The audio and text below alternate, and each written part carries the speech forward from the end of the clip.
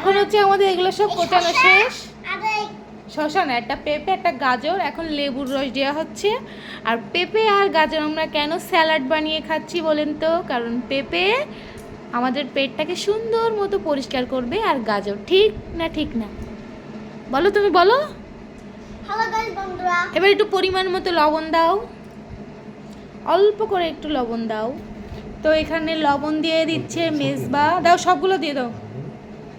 এটাতে আমরা শুধু লবণ আর জিরে আর গোলমরিচের গুঁড়া দিয়ে মাখাবো, মাখিয়ে তারপরে কিন্তু খাবো। এটা খেতে কিন্তু খুবই টেস্টি হয়। আর একটু দেন, বেশি করে দেন একটু। এবার সুন্দর মতো ছড়াও, ওর ভিতরে ছড়ায় মাখাও।